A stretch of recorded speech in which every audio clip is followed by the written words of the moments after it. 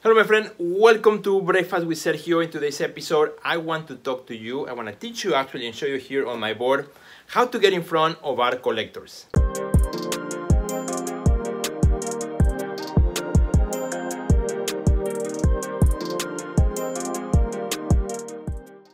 Well, hello my friend, welcome to Breakfast with Sergio. Super happy to be here with you. Got just some tea right here. I'm gonna skip the breakfast today because I have something very important to show you, which is how to get in front of art collectors, right? The $1 million question every artist wants to know about. A question that many artists that I coach always asking me, Sergio, how do I get in front of art collectors? How do I get more art collectors for my work? And so on. So in this episode, I want to show you here visually the way I look at art collecting, right? In my experience as an artist, selling art from really tiny to really large, as well as a gallery owner for now 14 years, selling right now exclusively online, and also as an art curator, so seeing hundreds of artists working all around the world. So this is how I see it, right? Other people may see it differently, but this is how I see it in my own experience. So how to get in front of art collectors. First thing I'm gonna do is I'm going to create a big triangle here, right here. Big triangle. There we go. At the top of the triangle, I'm gonna actually cut this triangle in 3 sections. At the top, which is the smallest one, I would say that at the top of the triangle, you have one type of collector, which I would call the serious collector, right? Serious collector, right here. The serious collector is a collector who is passionate about collecting art. It either buys art because they love it, or maybe they use it as investment. Some of the people here in this area, the serious collectors, some of them may flip it, like buy it and then sell it at a more expensive price. They really find a high value on the art, and that's what I would consider the serious collector.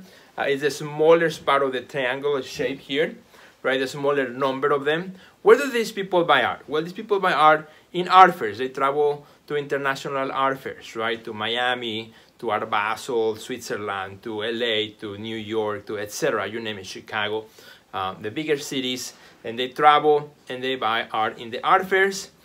They also go to art galleries, openings. They attend, their local events where they meet other galleries and so on, other collectors. They network with each other. They talk about what they collect. They share what they're collecting. They also buy art from galleries directly. They also buy art online. They're looking. They love also the idea of discovering an artist. They may buy art also directly from an artist, from a studio visit. They love their work. They visit the artist and they kind of find this thrill of getting to know, the person behind the art, and kind of this sense of discovery, right, of the artist. So now the serious collectors, they buy from, just a few thousand to, millions, right?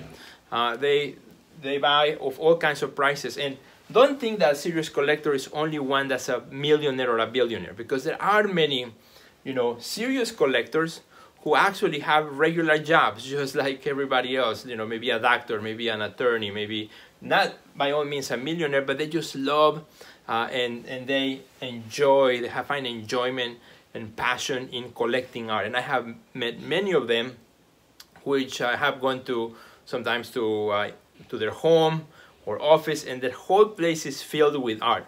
So they don't buy art because they need to put art on a certain wall. They just buy it because they love it. The idea of where to put it, that's an afterthought, right? They're really passionate about, really buying the work. It is their passion. They find enjoyment and happiness in doing so. And I've been to collectors' homes where, every wall is totally covered. They have drawers and drawers of, original work. This serious collector is not going to buy a print. If they see something they like, they want the actual thing. Now, how do you get in front of this type of collector, right? The serious collector right here. Well, this is the hardest one to get to, right? Making relationships with people, relationships with galleries, working with galleries, showing as well in art fairs, showing in, in exhibitions, participating in shows. It takes time to be seen by the serious collector. This is where, the question becomes more than how do I find collectors, but what am I doing myself as an artist so that the serious collectors can find me, because they're always looking. They're always in the search for more, search for what's out there. So and they're looking everywhere in social media and websites, on on Instagram, everywhere else. So they visit shows. So what are you doing as an artist, to be found and to be seen? Are you constantly on social media promoting and sharing your art? Are you participating in shows? Are you being part of fairs and those kinds of things? That's where you'll find the very serious collector, right? Now the next one right here is what I would call the moderate. Let me write down here, the moderate collector, right? This is a collector who also buys, from a few hundreds to the hundreds of thousands, right? Depends on their budget and what they might want to do. The moderate collector is not really one who finds passion like the serious one with collecting. This is one that is more based on need and want, right? This one is just passionate about it, right? First one is just passionate about it. Moderate collector, in my opinion, is the person who, maybe they moved to a bigger house and now, they have some walls to fill. So because they find value on collecting art, they understand the value of art itself. They don't want to go to IKEA and buy a poster, right? For $50. They want to actually spend money on real original art. So, they spend it. They're happy to spend it because they value it, right? Maybe, they also been following a certain artist and they want to have the work by that artist, right? Again, it's not like the passionate one who's just buying and buying and buying. This one is just kind of based on need and want. They may be following you for a while and they say, when I see the right one, I'm gonna get it, right? I really wanna get it. And again, this comes at all price levels. There are moderate collectors, that buy at the hundreds to the hundreds of thousands as well, right? Good example of this one is a woman who came to my gallery a few years ago and said, hey, my husband just opened a brand new office here in Chicago and I'm looking for art. So she ended up buying about 12, 16 pieces of art for her husband's office, right? So that's a great example. Once that need was over, check mark, done, move on, right? She's not actively looking for art and for artists. So, that's what the moderate one is. But how to get in front of this one? Well, let's think about where the moderate collector buys art. Well, sometimes buys from galleries, right? May know a gallery in town that they've been looking at, so they go there to buy art. They also may work with an art consultant or an interior designer, interior decorator. Maybe this person here is super busy and says, I don't have time to be going around and looking for art in galleries, so I'm just gonna call an art consultant. Art consultant's gonna help me find the art that I want to put in my house. And I have worked with art consultants myself who have purchased art on behalf of their clients, who maybe this person right here, kind of looking to fulfill the need for art, and because they value original art, that's what they want, one-of-a-kind thing, right? So here's the moderate person as well. Once in a while, they also buy, they might buy from you directly from your website, or they find you on social media. Like I said, they've been following you for a while, and they just want to have it. So they contact you and say, I really love that piece. I want to have it. How much is it, right? So how do you get in front of this moderate collector? Well, what I recommend here is, again, be seen to be remembered. You have heard me say this many times, be seen to be remembered, right? So you participate in shows, participate in activities, opportunities. You also make sure that you have an online presence, your website, you are on social media, again, easy to be found, easy to be seen. So if somebody loves your art, they can follow you over time and make that purchase, right? So that's the moderate collector. At the bottom of the triangular shape that I here, which is super important too, is what I would call the casual collector here. The casual. Now, the serious and the moderate, they consider themselves, collectors because they love to collect art, original work, right? They don't go around walking with a name tag that says, hello, my name is art collector, right? You don't know who they are. They may be a lawyer, they may be an architect, this person may be, something, right? Who knows? The casual one may not even consider himself or herself an art collector.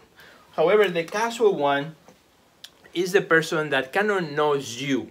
So it kind of reverses here. The bottom one is the person that kind of knows you and knows who you are, knows what you do as an artist. So while this one at the beginning is based on passion and really it's also discovery and really wanting the work, where this one is need and want, I believe the casual one is based on relationship. Based on relationship. So in other words, they know of an artist, which is you. They know you. They have seen you on social media. They have contacted you. Maybe they chatted with you at an opening. Maybe it could be your cousin, your friend. It could be, you know, your dentist. My chiropractor has 3 of my pieces, for example. You know, it's someone who's not really, they don't consider themselves a collector because they don't go out to galleries and search for art. They just know you as an artist and they want to participate with you, right? Because they have created some sort of relationship. You know, if they think of art, they think of you, right? Because you are the person, you are the artist in their life, in their community, in that relationship that they have with you, which could be, you know, a close relationship, or could be a more distant one. It could be a neighbor, could be, again, the person who does something for you, right? Who works for you. Could be your boss at the office. Could be anyone. In this case, could be a casual collector. And like I said, they might not consider themselves a collector. It could actually be another artist, because artists buy art. You know, a lot of times, as I said, a lot of artists are following me. That's great, because artists buy art. Our house here, we are also collectors, right? We buy art from other artists, and other artists have purchased many times my work as well. So, you know, that could be also the case where, you know, you have that casual collector who once in a while, you know, likes to buy from another because of the relationship that exists there, you know, with the other person, right? Now, so on this one, where do these people buy art? Well, the casual collector, again, because it's based on relationship, they may buy also from IKEA or from other places, but because it comes on relationship, they would rather buy from you, right, from the artist right here. They'd rather buy from you first, and then going to a gallery or somewhere else second, right? Because they know you first, they want to come in and buy it from you, directly from you. There's that relationship. Or if you're working with a gallery, you know, they know you, so they go attend that gallery opening and they buy it from the gallery because they know, you know, it's based on that relationship that they have with you. Now, what is pretty cool about this diagram is that a lot of artists, and most of artists that I know, we focus on these two at the top. Everybody, you know, wants to sell art to the very serious collectors, of course, and there's nothing wrong with that, and also to the moderate ones. But sometimes we forget that there's this huge pool of people right here. Huge pool of people. The casual collector, right? Many times this pool right here is younger people, maybe in their 30s and 40s or so, sometimes in their 20s, you know, who are at the lower end right here, kind of beginning their careers, and so they find value of art. They know you, they buy the first condominium, or they get the first place, their own place, and they want to have something original, so they buy it from you, right, from the artist. Now, for many years, I've always, because I like to work large as well, I always focus on the two at the top, the serious and the moderate. But about 7 years ago, I started to really think about this in my head and say, well, wait a minute, you know, there's a huge pool of people that know me, right?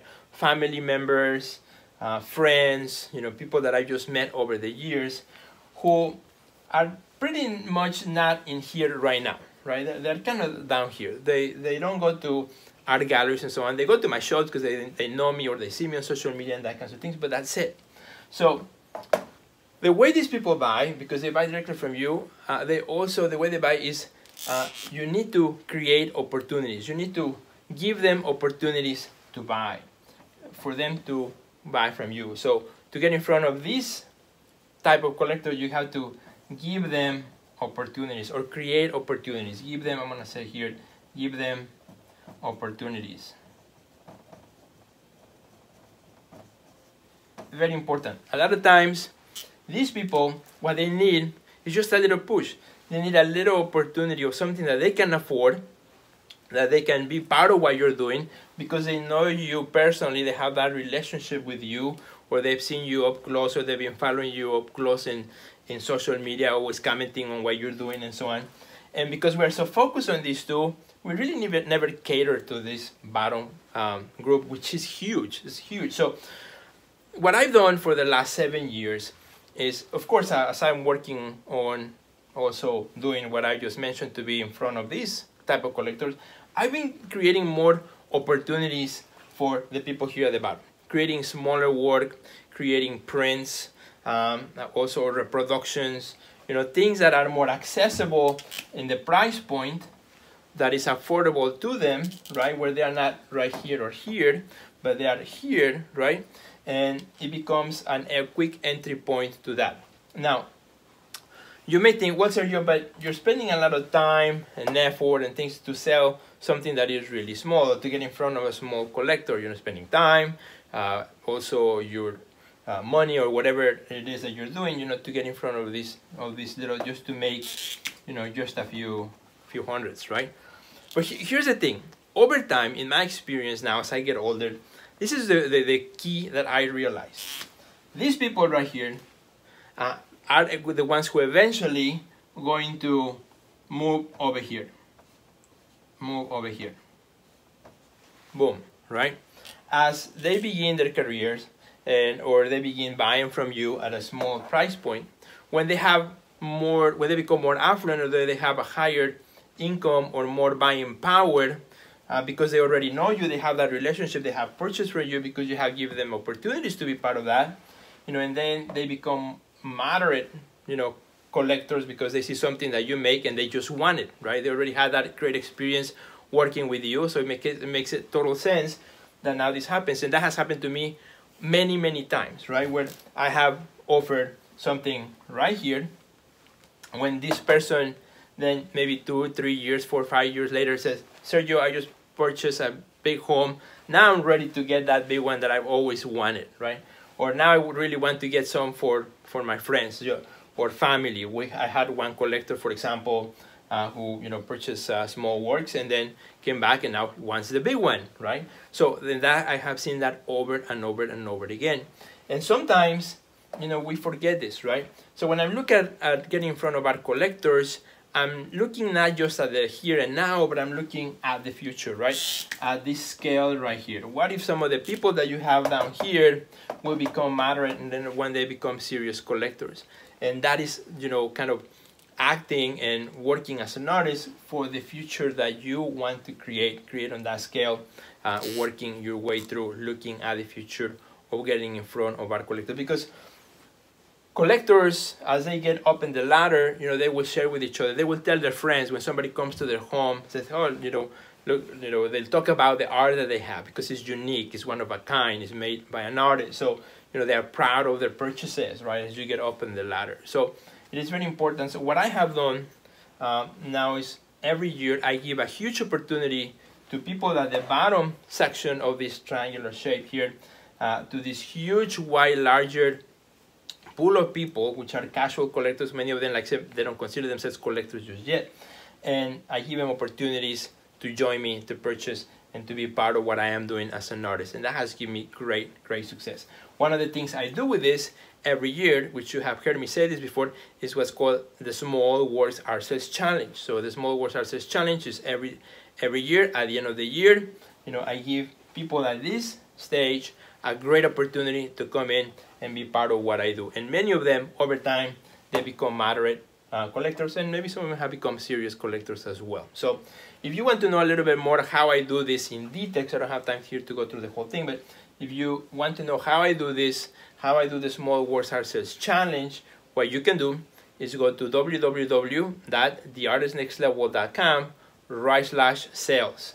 And that's where I do every year the challenge with a number of artists, where the whole purpose is to get in front of these people right here, to give them opportunities, right, with investing, with thinking about the future, right?